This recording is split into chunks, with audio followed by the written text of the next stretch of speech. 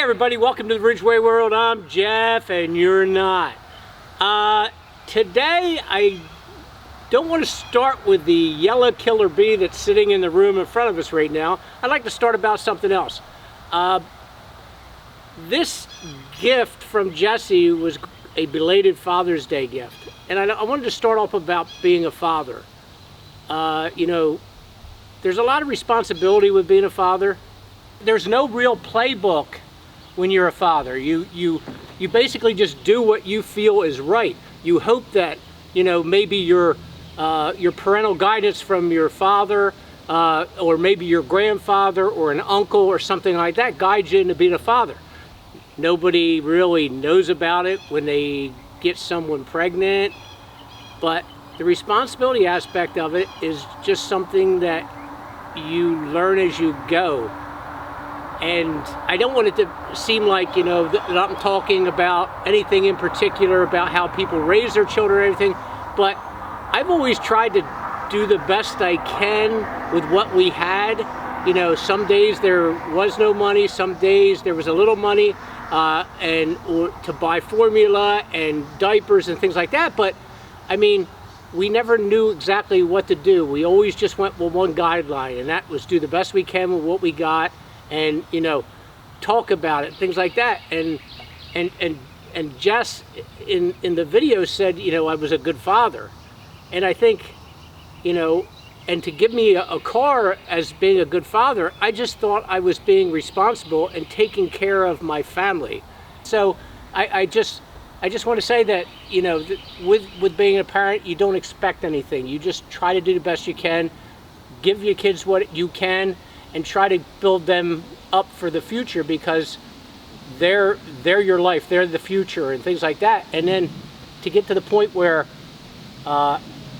you get a gift like this, and again I'll come back to the yellow killer bee as the license plate states, is an amazing gift for me to get. I mean, I never expect it. I sometimes feel that I'm not worth it or not deserving of it, and I don't want to seem like I'm not excited about it, because I am.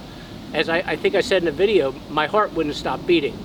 And you know, Jesse had got me the 66 GTO, which was a dream car of mine from back when I was a teenager, early teens, and then, you know, I was an emotional wreck when that happened. I was when I first got that car, I didn't get emotional until later on that evening, and I sobbed. I literally sobbed all night because I was just so overwhelmed, and I couldn't. I've always had that thing about crying where I don't cry in front of people. I thought that was weak. When I'm learning as I get older that it's not weak. It's good to let out your feelings and things like that. But you know, that night I just sobbed for like 45 minutes, and then I know that I let Jesse know that how emotional I got over it, and it was so delayed. And it's just like this one. When this car was given to me the other night, I again had that same feeling. I don't let my emotions out that often, but triggers sometimes get you when you're talking and when you're thinking about the past, and you know, all the stuff that's going on in our family, and you always worry about, you know, your close-knit family and your kids and your wife, and you try to hold in that emotion because you don't want them to be sad to seeing that you cried, you know, like me. So this is just, I'm rambling about this, but these are thoughts that I have, and I just don't sometimes let them out. But to get something like this and to look at it and to appreciate it and to know that your child appreciates you the way that Jesse did, and again I'm gonna get emotional now, which that it's so heartwarming, and it's beyond what my feelings can handle at times. And I think I said it again, and I'll say it again, my heart was beating a mile a minute in my chest.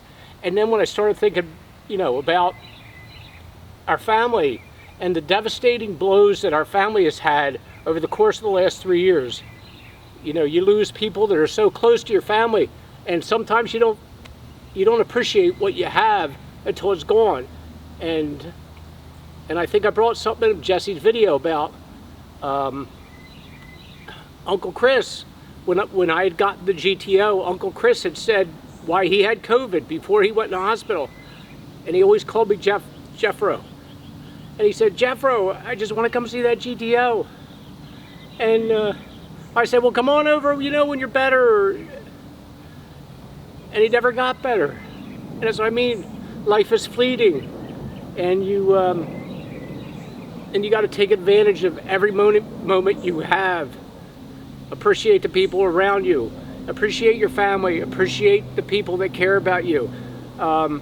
It's just, like I said, it's fleeting, and at any given moment, those things can be taken away from you. So, what I'm getting at is, Jess, you made my day.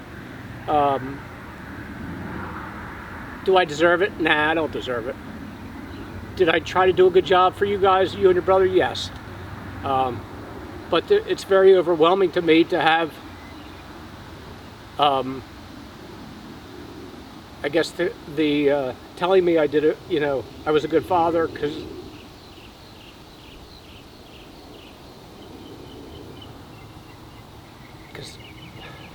that means the world to me more than, and I hate to say it, more than this car or more than the GTO. When your children tell you that you were a good father, they love you,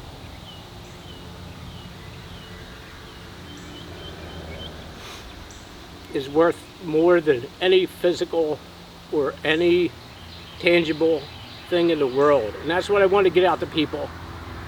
We did a lot for, you know, for the fans over the years. We appreciate you greatly, we really do. But again, it was a family thing that we did. It was a family affair, basically. And that's all I've ever cared about.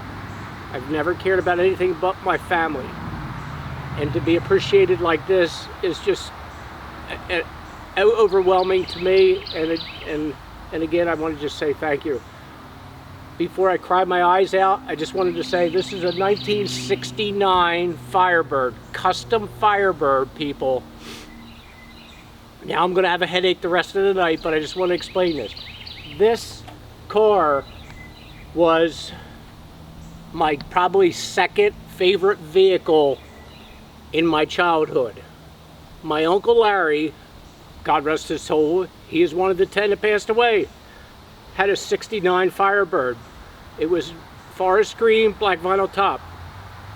And I loved that car. When I was a kid, seeing him drive around, came back from Vietnam. So the 66 GTO was my all-time favorite, and the 69 Firebird was second. And Jesse remembered that, and I'm giving him a lot of credit, because I never said it very often, but I think I said it one time, and he recalled it, and then it ended up, he called me the other night and said, hey Dad, could you come out to the Elmer ballpark for a TikTok video? And I said, yeah, whatever you need, because that's what a father does. Whatever you need. You know, as long as I wasn't at work or anything, but I'd have left work if he had asked me. And he said, hey, could you come out for a TikTok video? Ashley and I are doing a TikTok video at the Elmer ballpark. And I said, yeah. I said, look, you know, I got to change, because I was still thinking I'm in my work attire.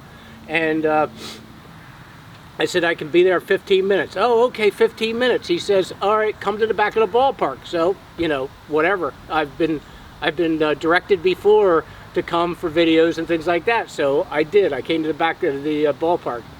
And as soon as I pull up, I see, I couldn't tell what it was, but I see a car under a car cover. And I'm just thinking, oh God, not again. I said, because my emotions, you know, were ugly that night when I got the GTO, but yet alone, they were going to be ugly again. And Jesse's right there, and he started. And then he uncovered this. And I'm thinking, my God, I couldn't believe he remembered. Sweetest thing in the world, Jess. Love you dearly. So, that's the story about the 69 Firebird and my uncle in Vietnam. But getting up to, my uncle was one of the people that passed away of the 10 in the last 3 years. Him and his wife, my Aunt Vicky, they passed away in the last 3 years, and it's just like a nice tribute for the family to have something like this, because it's crazy. It's crazy how our family has been devastated. But I just want to say, Jess, this is a perfect gift. It brightens the dark spots that are going on in our lives and in the world. And I greatly appreciate you, and I love you, and I am proud of you more than you'll ever know. And I apologize if I didn't say it enough, but you're an amazing man, and the only thing I can hope for is that you get better, because you've been very ill for the last few months, and if I could take it away and take it myself, I would in a heartbeat, just so you could be better. So I just wanted to say thank you, and it's an amazing vehicle. If people appreciate historic cars, this is the epitome. Oh, that and the GTO. So I'm gonna have to name my garage the Pontiac garage now, because we have two. But I love old cars. All right, I've rambled long enough. I appreciate everything, and I appreciate the fans. And Jesse, I appreciate you for doing this for me. And everybody have a great day and a good life.